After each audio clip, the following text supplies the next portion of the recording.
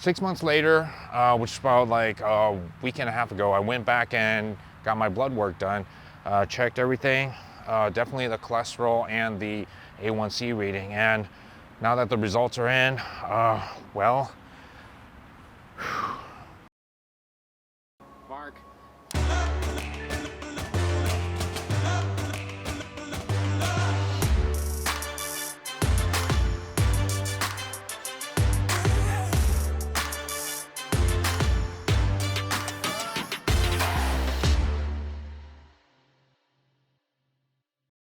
so 6 months ago, in one of my weekend walk episodes, I was talking about a blood work that I did for myself. It was just, a regular checkup that I wanted to, see how my overall health is. And the results actually scared me quite a lot. My cholesterol was high, as well as my A1C blood sugar level was high. So basically, my cholesterol level at that time was 321, which for cholesterol reading, if you're anywhere from 240 and up, you have high cholesterol, which is what I had. And then on top of that was my A1C level as well, which is the blood sugar level. And that was at 5.6%. And according to my research, anywhere from 5.6 to 6.4, you're considered pre-diabetic. So, for me, I wanted to avoid medication as much as possible. So I said, you know what? I know exactly what I need to do, and I'll see you in like 3 or 6 months for the next blood test, and hopefully there'll be changes. 6 months later, which is about like a week and a half ago, I went back and got my blood work done, checked everything, definitely the cholesterol and the A1C reading. And now that the results are in, I'm happy to announce that my blood sugar has gone down, and my cholesterol level has gone down as well. So 6 months ago, my cholesterol was 321, but now it's dropped down to 259. As far as my A1C level, went from 5.6 to now 5.4.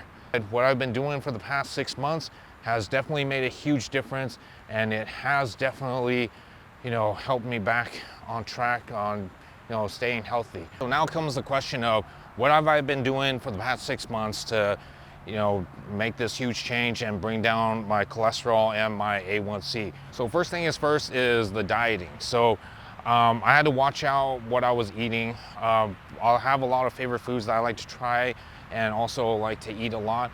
For instance, like pho, burritos, hamburgers, pizzas.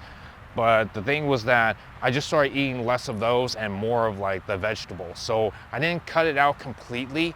So I was still able to enjoy all that food and also not worry about it raising my cholesterol levels. So I added salad to my menu as far as like what I pack for lunch. So I have a salad like once a day, so it'll be 5 days a week. And then I'll have some salad on the weekends too if I want to.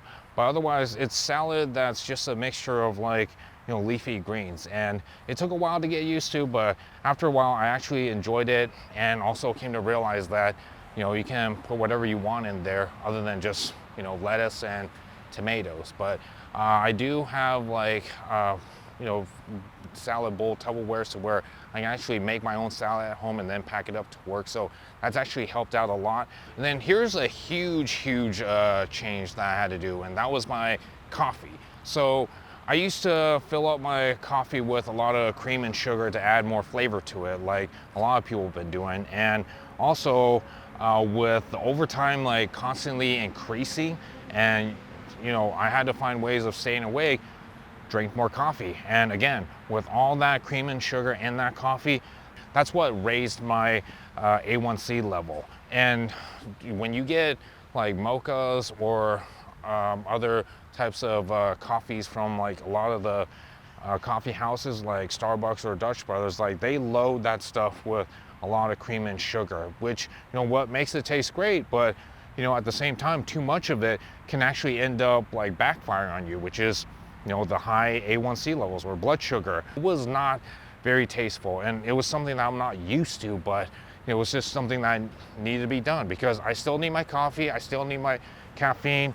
A lot of people say switch to green tea, which I have, but it doesn't really work that well with me. And I noticed with just drinking black coffee that I started getting more of the caffeine and also the nutrients of what coffee has a lot faster than I did with the cream and sugar. I still had to get over the really bitter taste of it, but in time, like I'd say at least a month, that's when I was fully like into black coffee, where I can just simply like drink it like it was just a regular thing. Now, that doesn't mean that I cut out, my favorite coffees completely. Like for instance, I like my white mochas and my caramel macchiatos, but you know what? It's like I just started drinking less of those to the point where I'll probably have like 1 or 2 a month, just a way of like treating myself out.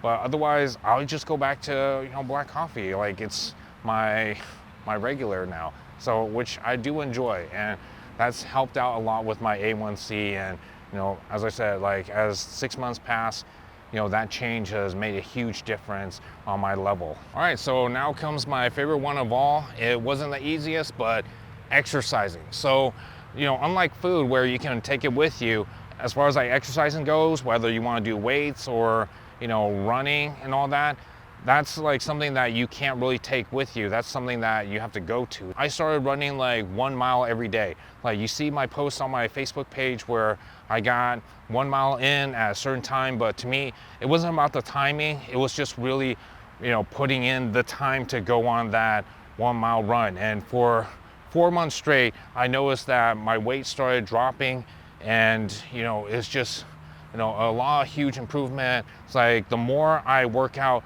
the faster my metabolism is to digesting all that food, to making it work to my advantage. So like for instance, like if I eat a lot of the steak, right, it's like there's proteins in there to where it actually gives you energy, just as like rice does. Like it gives you energy to work out. And if you don't work out, then all that carbs and all that protein actually goes back against you. But the thing is, like the exercising, you have to make the time for it. I was able to do 1 mile a day, if not 2 miles, at least 1 mile a day. And I was able to do like at least 8 minutes or even less timing on that, running around my neighborhood. So as soon as I get that mile in, I already knew like it's gonna be a good day. I mean, hell, when I was on my vacations, I would go on walks and I would even go on runs. I mean, even my trip to Seattle was like, shoot, I was like running almost at any time I could get. And even a lot of people were like just, wondering, it's like, dude, you're on vacation. It's like, why are you running? It's like, well, I mean, it's just a habit now. And it's a really good habit to get into, especially when it's keeping you healthy and also burning all those calories and digesting all that food for some more wonderful food to come on this vacation of yours. So definitely, it wasn't easy, but it was absolutely like, a fun thing and a fun addition to my daily routines. So we're not entirely out of the woods just yet. So there's still more improvements to be made. I'm at 259 on my cholesterol reading.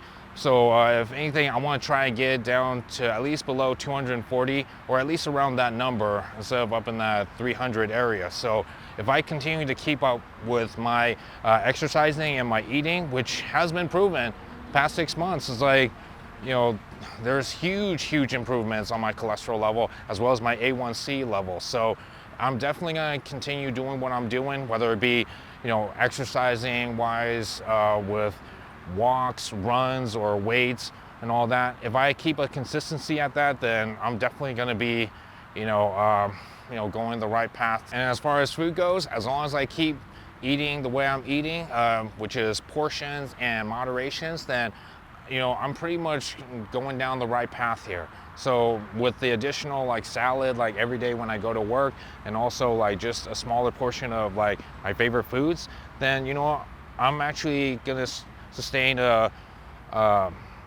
weight level that I want, and also just the cholesterol and A1C level that I want. So it's been working great.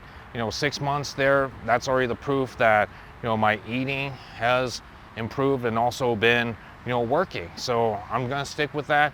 And if I have any advice to give to anybody, is like just you just got to make the time for it. As far as like exercising goes and eating wise, it's like, there's definitely ways of like making it work out. It may take some extra work, but in the end, it will be worth it in the long run because, just getting that news 6 months ago about my cholesterols being high and my A1Cs high to the point where I could be a diabetic and also be in danger of having strokes and heart attacks at a really young age, it really does scare me because there's many things I still want to do in life. And if I didn't make that change now, I may not even have a future. So you guys have that chance and opportunity too. It's just you have to, take it while there's still time. So definitely it's something that's going to be worth it in the end for you because it sure is worth it for me right now.